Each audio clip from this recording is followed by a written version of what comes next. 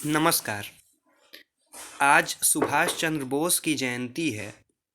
वही सुभाष चंद्र बोस जिन्होंने महात्मा गांधी को राष्ट्रपिता कहा था और जिन सुभाष चंद्र बोस को महात्मा गांधी ने अपना बागी बेटा कहा था और प्रिंस अमंग द पैट्रियट्स यानी देशभक्तों के बीच का राजकुमार कहा था।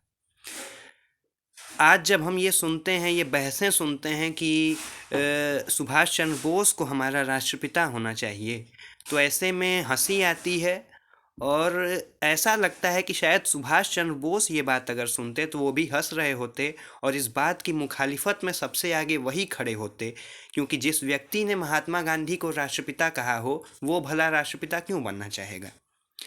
जहाँ तक बात असहमतियों का है तो असहमतियाँ बिल्कुल थीं।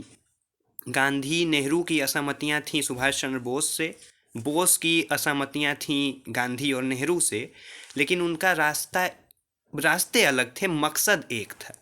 उनका जो मकसद था वो देश को आज़ाद करना था।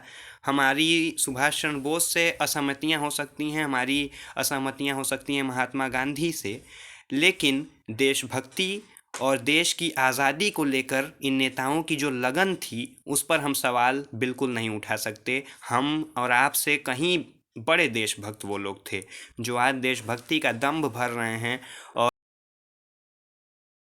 और कराने की कोशिश कर रहे हैं। उन्हें ये समझना चाहिए कि देशभक्ति के असल मायने गांधी, नेहरू, बोस, मौलाना आज़ाद, भगत सिंह इन्हीं लोगों ने बतलाई है। आज आप नहीं ये बातें बता रहे हैं। गांधी के नाम पर, नेहरू के नाम पर, मौलाना आज़ाद के नाम पर सुभाष चंद्र बोस ने अपनी आज़ाद हिंद फौज में रेजिमेंट्स, ब्रिगेड्स का नाम रखा। गांधी ब्रिगेड, नेहरू ब्रिगेड, आज़ाद ब्रिगेड के नाम से उन्होंने अपनी फ़ौज में ब्रिगेडों का नाम रखा। तो यही बातें दिखलाती हैं कि सुभाष चंद्र बोस का रास्ता जाहिर तौर पर हिंसा का रास्ता था, गांधी का रास्ता अहिंसा का रास्ता था, और यहीं असहमतियाँ भी गांधी और बोस में यहीं पर थीं। लेकिन सम्मान, गांधी सम्मान करते थे सुभाष चंद्र बोस की देशभक्ति का, और सुभाष चंद्र बोस बहुत ही सम्मान करते थे और स्नेह रखते थे गांधी से, जिसका ये प्रमाण है कि उन्होंने अपनी रेजिमेंट्स का नाम गांधी के नाम पर, नेहरू के नाम पर और मौलाना आज़ाद के नाम पर रखा। और आज जब हम ये डिबेट्स करते हैं टीवी चैनलों पर और आपस में भी कि जो है कि गांधी और बोस में बहुत दुश्मनी थी, दुश्मनी बिल्कुल नहीं थी। अनीता बोस जो सुभाष चंद्र बोस की बेटी हैं, उनका इंटरव्यू आप अगर देखेंगे, अभी कुछ दिनों पहले या आया हुआ है वो इंटरव्यू, इसी साल का है या पिछले साल का वो इंटरव्यू है, उसमें उन्होंने ये बात साफ साफ बताई है कि वो तो यहाँ तक कहती हैं कि Nehru and boss were the two secular leftist leaders in the Indian national Congress at that time. यानी नेहरू और बोस ही दो धर्मनिरपेक्ष और वामपंथी नेता थे इंडियन नेशनल कांग्रेस में, भारतीय राष्ट्रीय कांग्रेस में। और वो यहाँ ये बात भी कहती हैं कि असहमतियाँ बिल्कुल थीं गांधी और सुभाष चंद्र बोस में, लेकिन बोस ने ही गांधी को राष्ट्रपिता कहा था। तो जब सुभाष चंद्र बोस की बेटी आपसे ये बात कह रही हैं, तब फिर सवाल उठाने का कोई मकसद ही नहीं रह जाता, कोई बात ही नहीं रह जाती है करने की। और यही नहीं, सुभाष चंद्र बोस की तारीफ भगत सिंह ने भी की थी। भगत सिंह ने भी ये लिखा था कि भारत के युवाओं को बोस और नेहरू से प्रेरणा लेनी चाहिए। हालांकि वो जवाहरलाल नेहरू को ज़्यादा तरजीह देते हैं। भगत सिंह जवाहरलाल नेहरू के लिए लिखते हैं कि जवाहरलाल नेहरू अंतर्राष्ट्रीय दूरदृष्टि वाले नेता हैं, अंतर्राष्ट्रीय दृष्टि वाले नेता हैं, और बोस को, सुभाष चंद्र बोस को भगत सिंह कहते हैं कि हालांकि बोस की जो दृष्टि है वो थोड़ी संकीर्ण है, वो प्राचीन संस्कृति को लेकर ज़्यादा भावुक दिखते हैं बजाय कि अंतर्राष्ट्रीय दृष्टि से। और इस बाबत वो भगत सिंह कहते हैं कि भारत के युवाओं को नेहरू से ज़्यादा प्रेरणा लेनी चाहिए। हालांकि वो तरजीह बोस को भी देते हैं और नेहरू और बोस दोनों से ही प्रेरणा लेने की बात कहते हैं। तो यही बातें हमें समझनी चाहिए कि असहमतियां बिल्कुल हो सकती हैं गांधी नेहरू में, गांधी और नेहरू में असहमतियां रही हैं, गांधी और बोस में असहमतियां रही हैं। और मैंने ऐसा लिखा भी है कि सुभाष चंद्र बोस गांधीवादी थे, हालांकि थोड़े से अधिक क्रांतिकारी थे। बोस और गांधी की नीतियां जो हैं या उनके विचार जो हैं वो कई मुद्दों पर एक से हैं और बहुत से मुद्दों पर अलग हैं। लेकिन जैसा कि फ्रांसीसी दार्शनिक वोल्टेयर ने लिखा है कि हो सकता है कि मैं तुम्हारी बात से सहमत न रहूं, लेकिन तुम्हारे बोलने के अधिकार का मैं मरते दम तक उसकी रक्षा करूंगा। यानी हो सकता है कि मैं तुम्हारी बात से सहमत न रहूं, जो तुम बोल रहे हो उससे मेरा कोई वास्ता न हो, मेरा साबिका न हो, बोलने का जो अधिकार है उसकी रक्षा मरते दम तक करूंगा। तो वोल्टेयर के इस कथन का मुझे लगता है कि जीता जागता रूप नेहरू, बोस, गांधी, भगत सिंह, मौलाना आज़ाद, चंद्रशेखर आज़ाद ये लोग रहे हैं। क्योंकि इन सब में वैचारिक मतभेद थे, अम्बेडकर रहे हैं, इन सब में वैचारिक मतभेद थे, लोहिया रहे हैं, लेकिन जो साम्य अपने मकसद को लेकर था, आज़ादी को लेकर था, वो साम्य भी दिखता है। गांधी हों, भगत सिंह हों, सुभाष चंद्र बोस हों, नेहरू हों, इन सब का जो मकसद था वो एक ही था, देश को आज़ाद कराना और वो औपनिवेशिक ताकतों से भारत को। तो हमें आज यही सीखने की ज़रूरत है कि इतिहास में मतभेदों पर ज़्यादा ज़ोर दिया जाता है, खासकर आजकल के दौर में, कि किन नेताओं में कितना ज़्यादा मतभेद हम दिखा लें, उसी से हम ज़्यादा बड़े इतिहासकार या ज़्यादा बड़े इतिहास के ज्ञानी साबित हो जाएंगे। ऐसे में हमें राजनीतिक सिद्धांत को भी जानने की ज़रूरत है। मतभेद ऐतिहासिक रूप से अगर हम देखेंगे तो ज़रूर रहे हैं, लेकिन जो सिद्धांत की बात है वो सिद्धांतों का साम्य दिखता है उन नेताओं में भी जिनमें आपस में बहुत मतभेद रहे हैं। तो बिल्कुल यही बातें हैं कि हमें सुभाष चंद्र बोस से प्रेरणा लेनी है।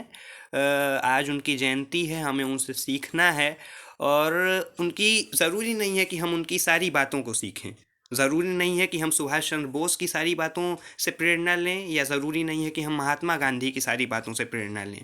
प्रोफेसर मनोज झा कहते हैं कि कोई भी विचारधारा अमृत पी के नहीं आती है। ये बात बिल्कुल सही है। न गांधीवाद अमृत पी कर आया है, न शायद सुभाष चंद्र बोस जो सोचते थे वो बिल्कुल पाक साफ बात होगी, या नेहरू जो सोचते हों, मार्क्स जो सोचते हों, लेनिन जो सोचते हों। ज़रूरी नहीं है कि वो सारी बातें बिल्कुल ठीक हों। समय के साथ उन बातों में परिवर्तन करने की बिल्कुल ज़रूरत है। तो ऐसे में बोस की जो देशभक्ति थी, जो उनकी देश के लिए कह सकते हैं कि अटूट भावना थी, जिसे कोई भी ताकत तोड़ नहीं पाई, और इन अंग्रेज़ों को भगाने के लिए उन्होंने तमाम कोशिशें की, अपनी पूरी हद कोशिशें की कि अंग्रेज़ों को देश से निकाला जाए और देश को आज़ाद किया जाए।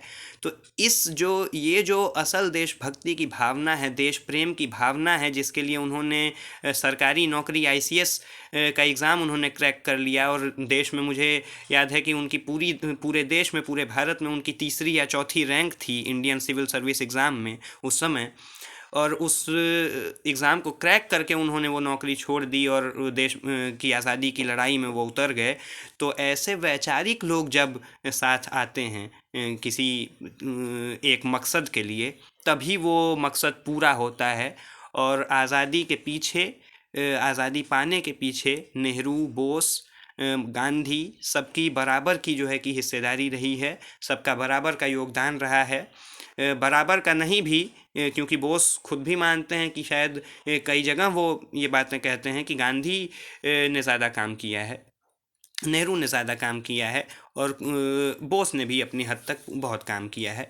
तो उनका योगदान जो है उसको हमें ध्यान में रखना है, और बोस की शायद हो सकता है कि उनकी हिंसा हमें नहीं सीखनी है। बोस भी आज होते तो हो सकता है कि वो खुद ही ये बात मानते कि शायद जो तरीका मेरा था उस तरीके से आज़ादी हम नहीं पा सकते थे, लेकिन उनकी जो भावना थी देश की आज़ादी के लिए, उसको हमें सीखना है। और सुभाष चंद्र बोस वादी होना, गांधीवादी होना, नेहरूवादी होना ज़रूरी नहीं है, अम्बेडकरवादी होना ज़रूरी नहीं है, लोहियावादी होना ज़रूरी नहीं है, लेकिन हम अगर सबको थोड़ा थोड़ा पढ़ें तो हम खुद ही उस वाद के वादी हो जाएंगे। और किसी भी क्योंकि आज की राजनीति इतनी घृणित है, इतनी घृणित ही है कि जो पंथ, वाद, मत से ऊपर जाकर सोच ही नहीं पाती है। और जब वो देखती है कि इतने मतभेदों के बावजूद भी कैसे गांधी और बोस एक साथ एक ही मकसद के लिए लड़ रहे थे, तो उसे ये बात पचाने में थोड़ी मुश्किल होती है। तो वो पचाने की दिक्कत ज़रूर, क्योंकि जैसा कि ग्रामसी कहते हैं कि एक कंसेंट के साथ आप पर राज किया जाता है, तो उस सत्ता की कुछ चीज़ें हमारे अंदर भी आएंगी। तो इसीलिए हम भी शायद कहीं ना कहीं ये बात नहीं पचा पाते हैं कि इतने मतभेदों के बावजूद भी गांधी और बोस एक ही मकसद के लिए कैसे लड़ पा रहे थे। लेकिन फिर हमें यही दिखाई देता है क्योंकि उनकी भावना जो थी वो अटूट थी, और उस भावना को हमें सीखना है, उसको हमें पकड़ना है। और यही बातें हैं जो हमें सीखनी हैं।